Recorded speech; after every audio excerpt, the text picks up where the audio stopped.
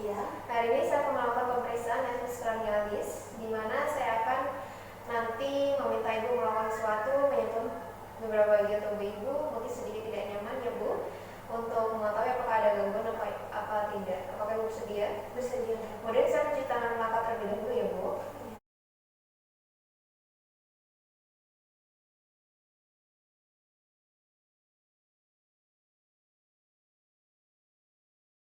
Yang pertama yaitu nervus olfactorius, nervus 1, menjelaskan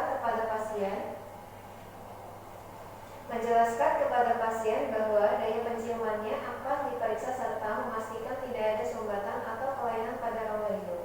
Ibu, pada pemeriksaan kali ini saya akan memeriksa penciuman Ibu, apakah normal ataupun tidak. Ibu, apakah ada sumbatan?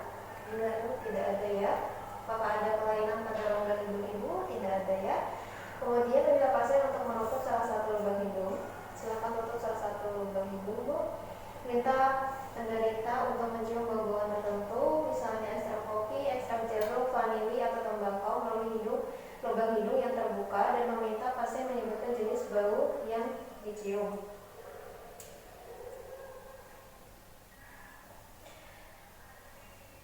Ini bau apa, Bu? Bau kopi dong. Ya. Kemudian saya akan melakukan juga untuk lubang hidung yang satunya. Silakan yang satunya. Bau apa? Kopi.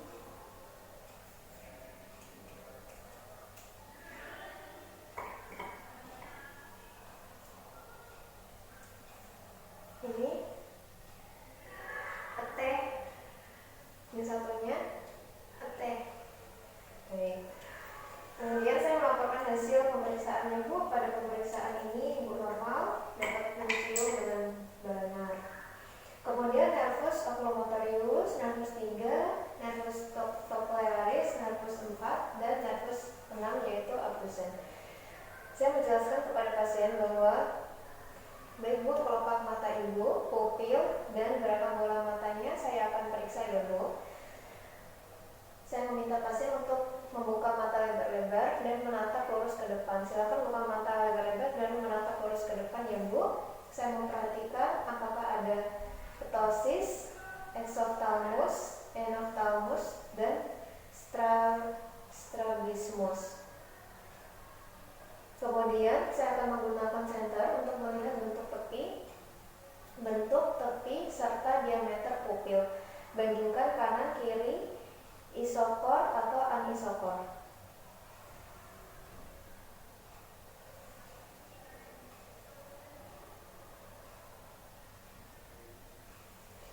Kemudian saya akan memeriksa refleks pupil langsung dengan menyorotkan cahaya ke arah pupil, lalu mengamati ada tidaknya miosis dan mengamati apakah pelebaran pupil segera terjadi ketika cahaya dialihkan dari pupil.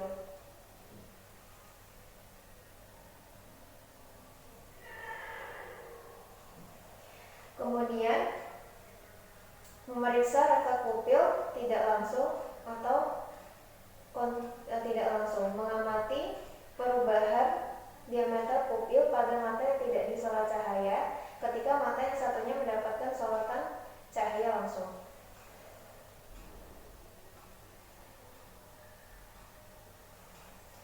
Kemudian saya akan memeriksa refleks akomodasi pupil.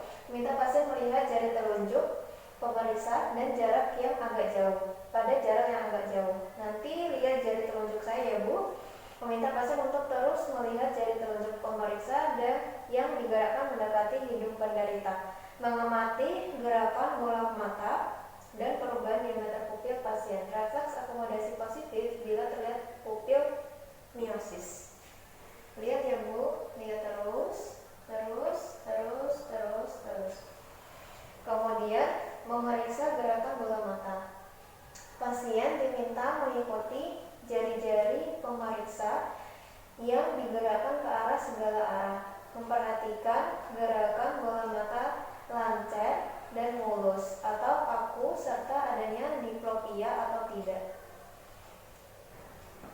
Ikuti gerakan jari-jari saya ya Bu. Kemudian melaporkan hasil pemeriksaan. dari hasil pemeriksaan nervus 3, 4, dan juga 6. Hasilnya yaitu normal ya Bu. Kemudian nervus vestibulo-cochlearis nervus 8. Pemeriksaan nervus vestibularis. Saya akan menjelaskan pada pasien bahwa akan dilakukan pemeriksaan terhadap saraf telinga pasien. Saya akan memeriksa pada saraf telinga ibu ya Bu. Yang pertama, tes kalori. Pasien berbaring dengan kepala ditengadahkan 60 derajat ke belakang. Semprotkan air yang berisi air hangat 44 derajat Celcius pada salah satu telinga pasien dan amati adanya nistagmus ke arah telinga yang disemprotkan air hangat. Jika menggunakan air dingin 30 derajat Celcius, nistagmus ke arah telinga kontralateral yang disemprotkan air dingin. Dilakukan pada kedua telinga dan jeda antara penyemprotan air dingin dan panas adalah 5 menit. Silakan berbaring Bu. Semprot Ibu.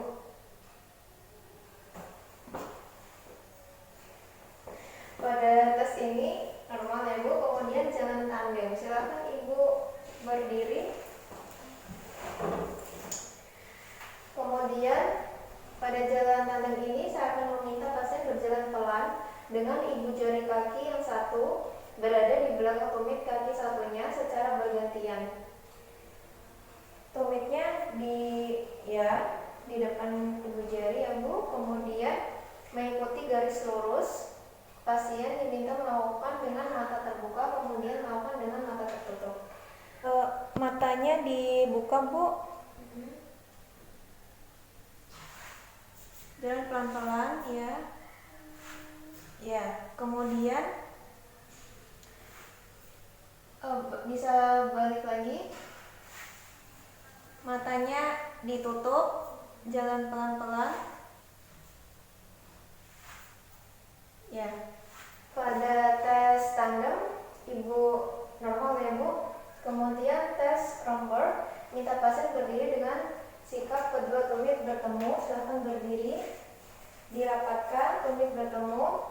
Kemudian kedua lengan berada di samping atau disilangkan di dada. Kemudian mintalah pasien melakukan dengan mata terbuka, kemudian mata tertutup. Matanya terbuka ya Bu. Berdiri. Kemudian ditutup Bu matanya. Kemudian saya memperhatikan adakah sikap berdiri yang berduyung-duyung atau cenderung jatuh ke salah satu sisi pada saat mata terbuka maupun tertutup. Pada ibu ini normal. Kemudian tes Romberg dipertajam. Spark Romberg test meminta pasien untuk berdiri, menempatkan tumit satu kaki di depan ibu jari kaki yang lain. Silakan ya. Kemudian kedua lengan disilangkan depan dada atau terjulur di samping kanan kiri tubuh. Minta pasien untuk mengerjakan dengan mata terbuka. Silakan membuka matanya Bu. Kemudian ditutup Bu matanya. Perhatikan posisi berdiri pasien, apakah ada kecenderungan untuk jatuh terhuyung-huyung pada saat membuka mata dan menutup mata. Silakan Bu, diulangi, tutup matanya. Saya memperhatikan. Ya, normal ya Bu. Kemudian saya akan melakukan pemeriksaan nervus glossopharyngeus, nervus 9, dan nervus vagus, nervus 10. Saya akan menjelaskan pada pasien bahwa akan dilakukan pemeriksaan terhadap saraf otak ke-9 dan ke-10 ya Bu. Kemudian Vernet-Redeu phenomenon. Saya akan meminta pasien untuk membuka mulut, kemudian menyebut A. Silakan buka mulut. A. Perhatikan palatum mole, uvula, dan arcus faring apakah simetris atau tidak. Positif jika gerakan palatum mole asimetris, asimetris arcus faring, dan deviasi uvula. A. Kemudian hasilnya normal ya Bu. Kemudian refleks faring atau refleks muntah, mintalah pasien untuk membuka mulut, rangsang dinding faring ataupun pangkal lidah dengan tons patel. Positif jika faring terangkat dan lidah ditarik. Buka mulutnya Bu.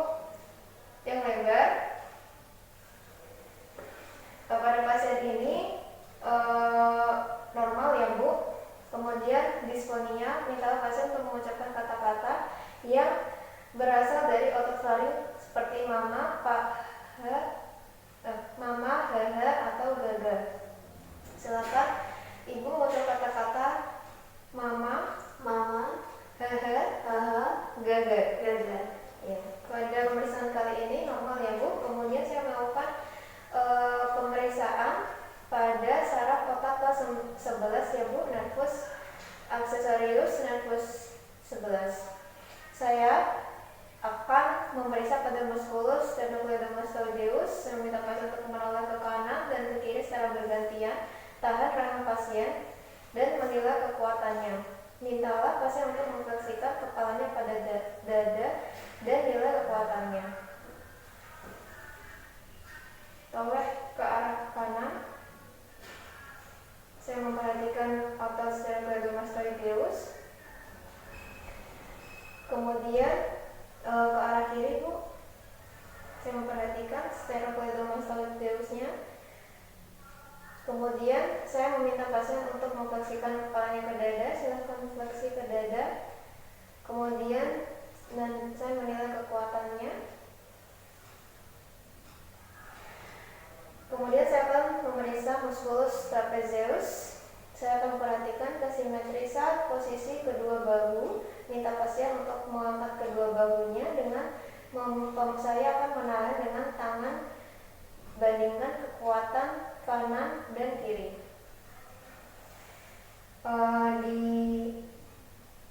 Saya akan memberikan tekanan ya Bu, tolong dilawan.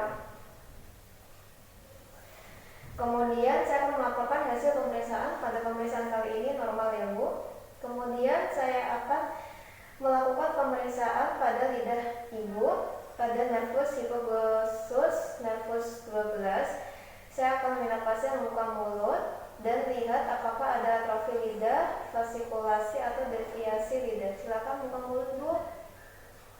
Kemudian meminta pasien untuk menjulurkan lidah apakah ada deviasi, silakan julurkan. Kemudian mintalah pasien untuk menekan daerah bukal kanan dan kiri dengan lidahnya, nilai kekuatan lidah. Silakan tekan bukal kanan dan kiri dengan lidah. Ya. Kemudian minta pasien untuk mengucapkan kata-kata dengan konsonan R dan L. Rara, lala, lidah. Ya. Kemudian saya melaporkan hasil pemeriksaan. Pada hasil pemeriksaan saraf kranial ya Bu, pada pemeriksaan kali ini Ibu tidak ditemukan adanya tanda-tanda yang abnormal. Semuanya nervus kranialis dalam kondisi yang normal. Apakah ada yang ditanyakan? Enggak ada dong. Kasih Bu.